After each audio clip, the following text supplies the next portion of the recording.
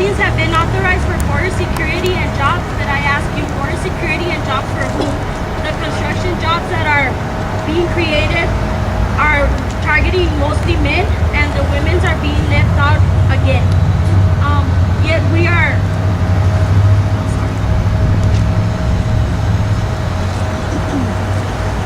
being left out again, and yet we are fighting our hardest battle ever. We are fighting for sustainability in the weakest U.S. economy in decades, and a future that is being designed without us women in mind. And as a working border woman, I am angry that our families, communities, and futures have been written off.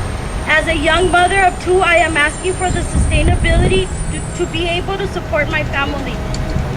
I am tired of being discriminated. The discrimination towards us, women on the border.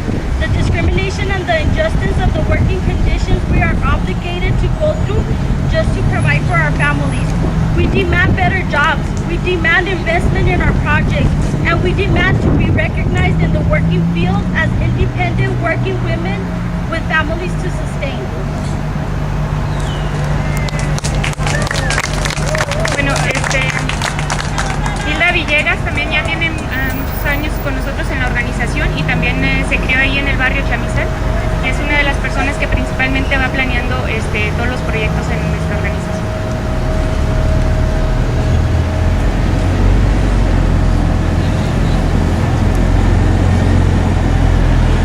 Women on the border demand long-term security.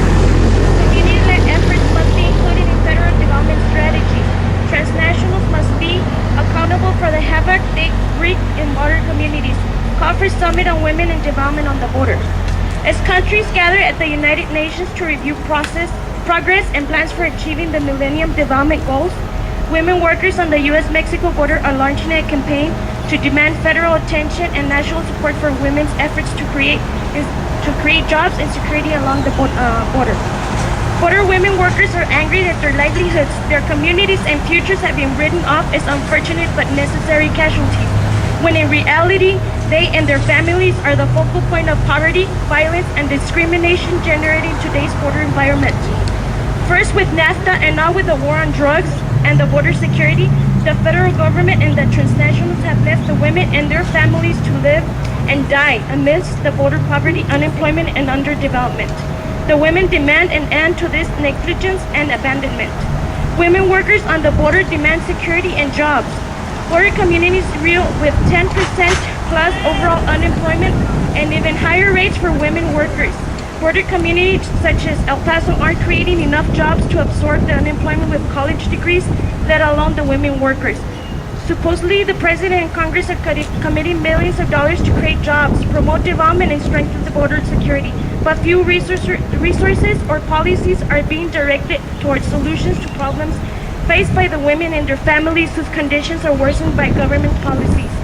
Instead, U.S. transnationals operating maquilas and those seeking to profit from the violence and poverty in Ciudad Juárez and Mexico are reaping in millions. Grassroots organizations, especially those led by low-income women on the border, have been excluded. Why invest in the infrastructure benefiting transnational corporations and not in the community-led development?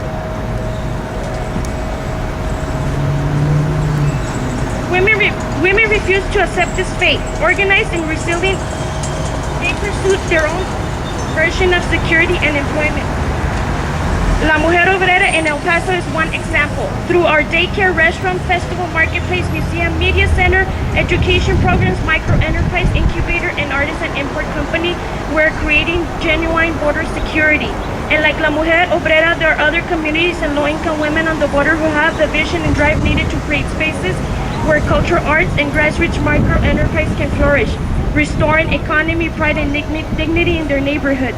The efficacy and urgency of investing in low-income communities and women's development efforts has been documented in various studies, including Policy Link and the National Women's Law Center. Yet local and national media have focused on border violence and security issues and have missed the solutions that border women stand ready to implement once they are provided with meaningful investment. Today, We, women workers in El Paso, with the support of La Mujer Obrera, launched a campaign to rally the efforts of women throughout the border region to bring attention to the exclusion of women workers from major funding. Este a oeste, ganaremos esta lucha, cueste lo que cueste.